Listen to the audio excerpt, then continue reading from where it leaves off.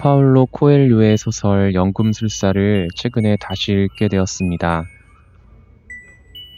이 소설은 산티아고라는 이름을 지닌 한 양치기가 보물을 찾아 모험을 하는 이야기입니다.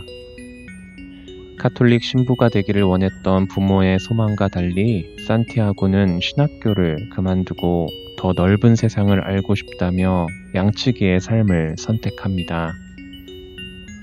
그는 이렇게 생각합니다. 사람들은 어째서 신학교에서 신을 찾겠다는 걸까? 그렇게 양떼를 이끌고 세상 이곳저곳을 돌아다니던 산티아고는 어느 날 하룻밤을 묵기 위해 낡은 교회 앞 무화과 나무 아래서 잠을 청합니다. 그리고 며칠 전에 꾸었던 묘한 꿈을 똑같이 꾸게 됩니다. 이집트 피라미드에서 보물을 찾게 될 거라는 내용의 꿈이었습니다. 해몽을 잘하기로 알려진 노파를 찾아가 듣게 된 이야기, 그리고 비범해 보이는 멜키세덱과의 만남이 계기가 되어 그는 결국 양들을 모두 팔고 보물을 찾으러 나서게 됩니다. 소설은 산티아고의 모험 이야기를 통해 우리 삶의 여정에서 가장 중요한 보물이 무엇인지 그 비밀에 대한 실마리를 찾아가게 합니다.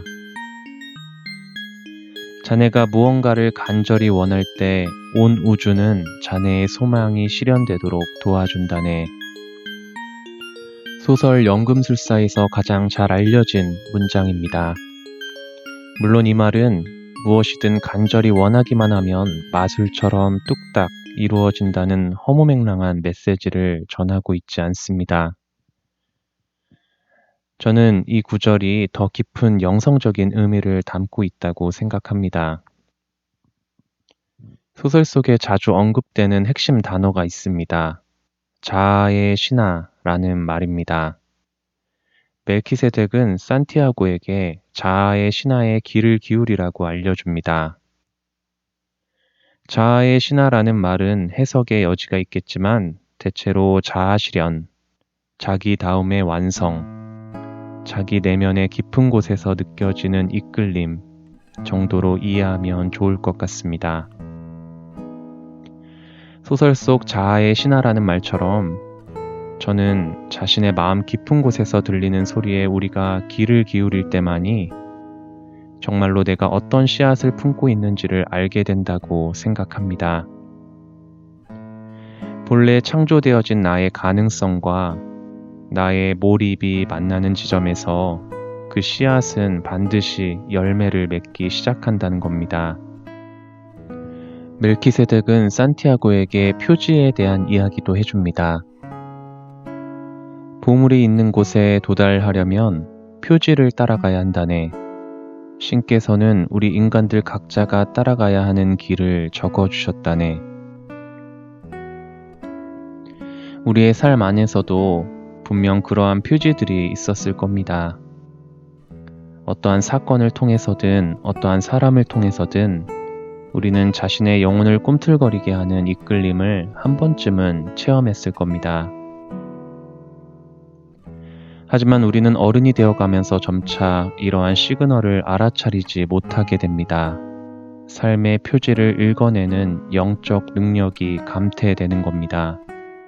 각박한 현실 세상에 익숙해지면서 그리고 나름 성숙한 어른이 되었다 자부하며 자신의 삶에서 신화와 동화를 치워버립니다. 현실이라는 벽 앞에서 혹은 다른 사람들의 시선이나 세상의 기준에 가로막혀 나에게 맡겨진 고유의 탤런트를 땅에 묻고 살아가는 겁니다. 산티아고는 보물을 향해 나아가는 여정에서 많은 일들을 겪게 됩니다.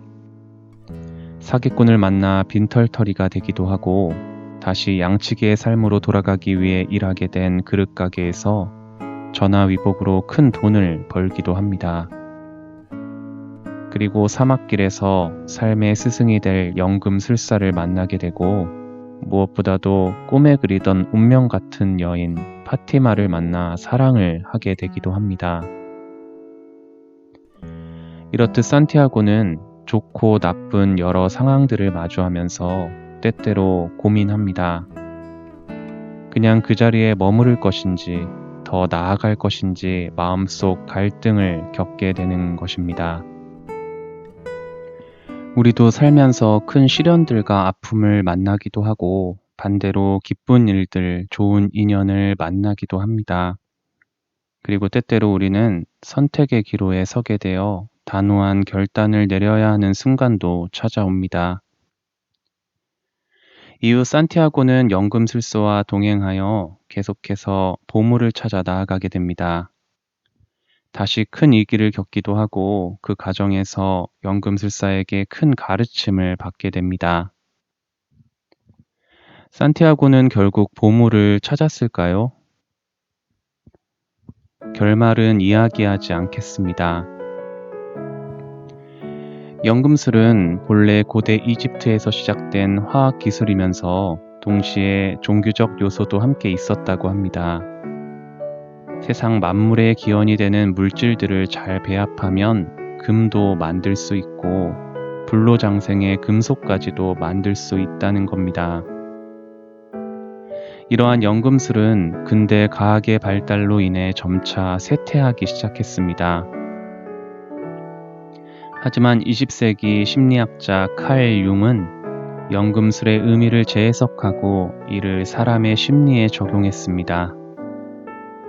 연금술을 통해 납이 금으로 만들어지듯이 사람도 자신의 무의식 안에 숨겨진 참 자아를 발견해서 스스로를 완성시킬 수 있다는 겁니다. 칼 융은 그것을 개성화 과정이라고 불렀습니다.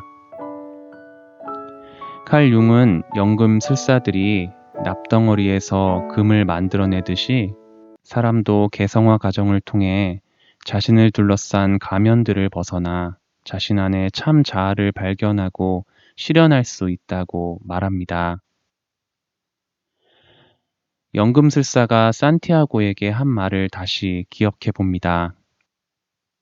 그대의 보물이 있는 곳에 그대의 마음 또한 있을 것이네. 우리 안에도 각자 자신만의 씨앗이 담겨 있습니다. 그것이 거창한 것이든 소소한 것이든 중요하지 않습니다. 그것을 찾아주고 물을 주고 열매 맺는 것은 바로 우리의 몫입니다. 물론 그것을 그냥 땅에 묻어두는 것도 자신의 선택입니다. 하지만 연금술사의 말처럼 내 안에 있는 자아의 신화에 시선을 맞추고 온 마음과 정성을 다해 간절히 나아갈 때 온 우주가 나를 도와준다고 합니다. 그 알 수 없는 힘의 진위 여부가 중요한 것이 아니라 그 믿음과 행동이 실제로 현실을 창조해낸다고 말하면 너무 허무맹랑하게 들리실까요? 여기서 말하는 믿음은 의식의 차원에서의 생각이 아니라 무의식 깊은 곳에 뿌리내린 믿음을 말합니다. 그러한 믿음을 바탕으로 사는 오늘이 실제로 우리 삶을 변화시킬 수 있다는 이야기입니다. 연금술사는 꼭 무언가 대단한 것을 이루라고 말하지 않습니다. 자신은 이미 늦었다고 생각할지라도 그것이 아주 작고 보잘것없는 것처럼 느껴질지라도 자신의 씨앗과 상황에 맞는 나름의 열매를 맺으면 그만입니다. 그때 내가 가장 나답게 행복해지기 때문입니다. 여러분들의 마음속에는 어떤 보물이 들어있나요? 이 영상이 여러분들 각자의 보물을 찾아가는 여정에 작은 표지가 되어주기를 바랍니다. 오늘 영상은 소설 속 연금술사가 산티아고에게 자아의 신화에 대해 이야기해주는 대목을 읽어드리며 마치겠습니다. 연금술사는 그에게 소라 껍질을 건네며 귀에 가까이 대보라고 했다.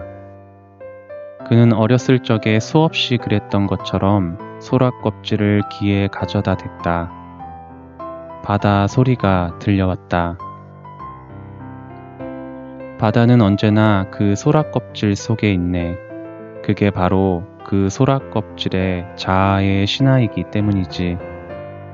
그리고 바다는 소라 껍질을 결코 떠나지 않을 걸세. 이 사막이 또다시 파도로 뒤덮일 때까지 말일세.